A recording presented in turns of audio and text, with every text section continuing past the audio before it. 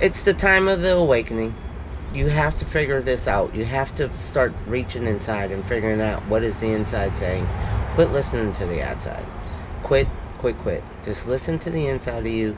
Know what's right. Go intuitively. Intuitiveness is the key to everything. Doing that will help this planet so much, because if you do what you know is right, we're going to be okay. In June 2019, I took to the road to ask people from all over the country about their dreams. I thought I would be learning about them, but I'm also learning about myself. Join me and see what you find out about yourself as you listen to other people answer the 3 dream questions.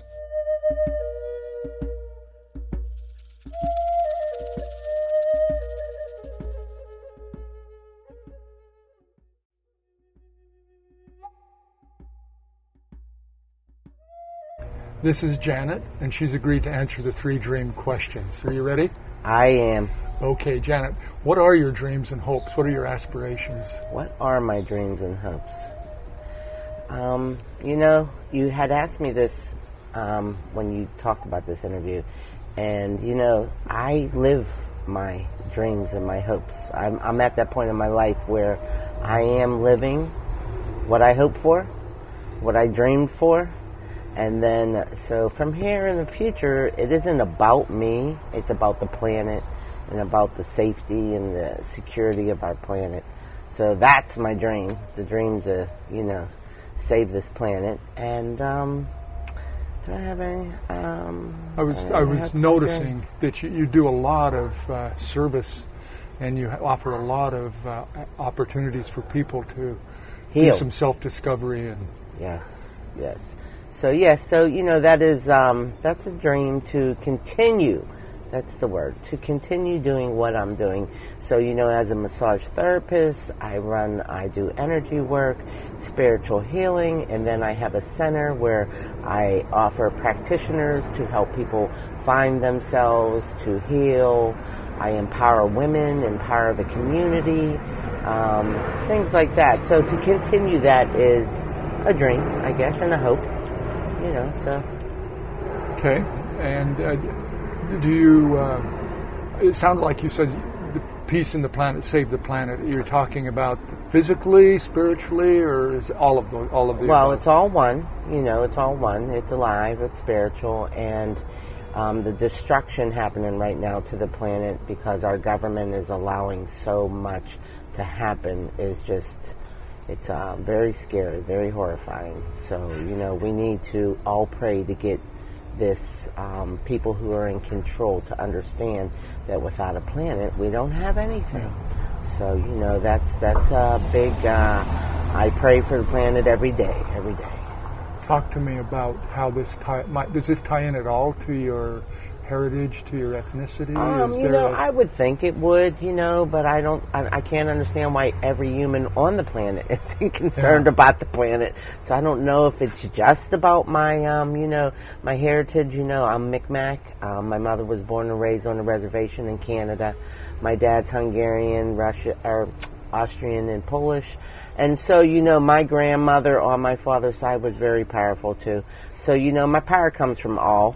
My dad was a very powerful human being, and they're both in heaven now. But, I think every human should be concerned about this. I don't think it should have to do with ethnicity. Okay.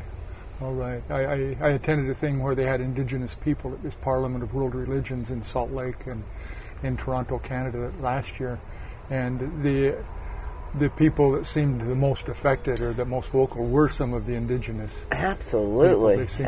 I guess they live right there where it's happening. Some of them. Well, I just think indigenous people are just grounded to the earth. So that's, gotcha. The grounding and the connection will just automatically make you worry about it.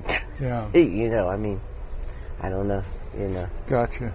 The next question is, do you remember your dreams when you were a little girl?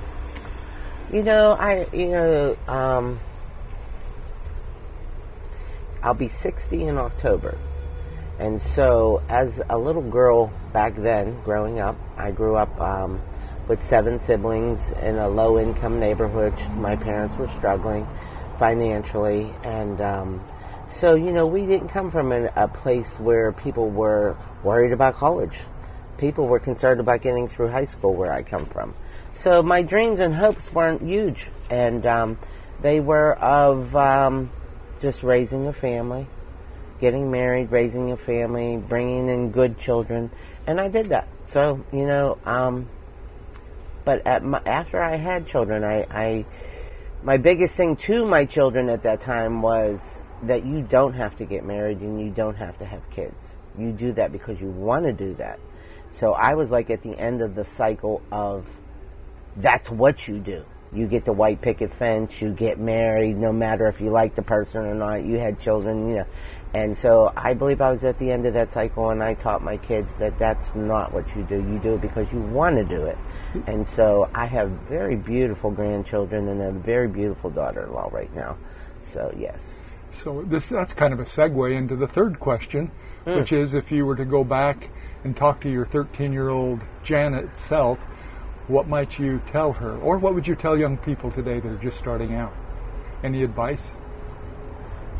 You just gave us some advice. Well, what would you tell your kids? In 2019, the biggest thing is that there's nothing sacred. There is, but you got to find it. There's the sacredness and the spiritualness is not there. And that is probably the hugest disconnect we have going on right now. Because without being sacred, you have no, you don't, you have to treat yourself as the temple, and then the place that you put your feet on, and then from there, it's how you treat people. And so I think that that's probably the biggest disconnect. To find somehow some spiritualism, some sacredness without, I try to tell them that you don't have to have religion to have this, and I think that was one of the big mistakes too, is that you had to be in a organized religion to find this, and that's absolutely not true, and probably messes up a lot of people, and probably why we're not in that place right now. So, you're feeling like maybe organized religion has disconnected people from themselves at some level? Is that very much so, very much so, very much so. And so for me, it would be that they would find some way to find spiritualism sacred and talk to all the elders that you can.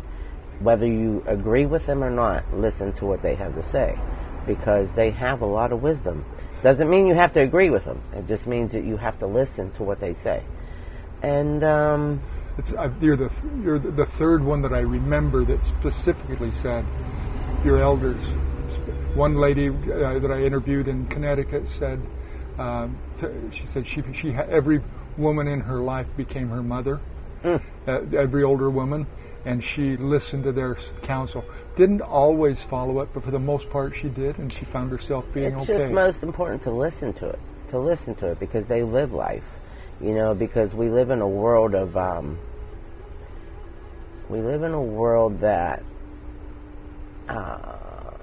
has very powerfully taken over people's brains, and so many people are so robotic, and so shut the TV off, shut the media off, and go find out really what's going on. Because in that world, they teach you how to act, what to think, what's going on, racism, everything, the world's a horrible place, how to live.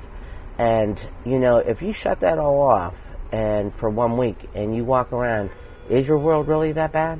Do you have that much racism in where you're at? Because where I'm at, I don't. I have a very beautiful life, and I see very beautiful people, beautiful things. And so if you put on the TV, it's not like that. They have it all crazy. So it's very, they've taken a lot of time, and they've done a lot of, whatever, I don't know the words, to figure out how to make us so robots. And just get away from that. Get away from that. Be yourself. Find spiritualism. And, it's so easy. It's just you treat people as you want to be treated. Golden rule. Yeah, so that's why when you say about the indigenous, really having the most grip, I mean, it seems like that's the general rule, but then again, that's looking one way, and that's not opening the door to all people, you know, and that's not fair. So can't go that route. That's not, you know, I call my way of thought my religion. So there. I've got one more question for you that's not on the script, and I usually ask this at the end. Did anything come up as you were talking, as you were thinking? Was there any last word that you'd like to put in there? You don't have to, because you've said a whole lot of really, really thoughtful, deep stuff for us.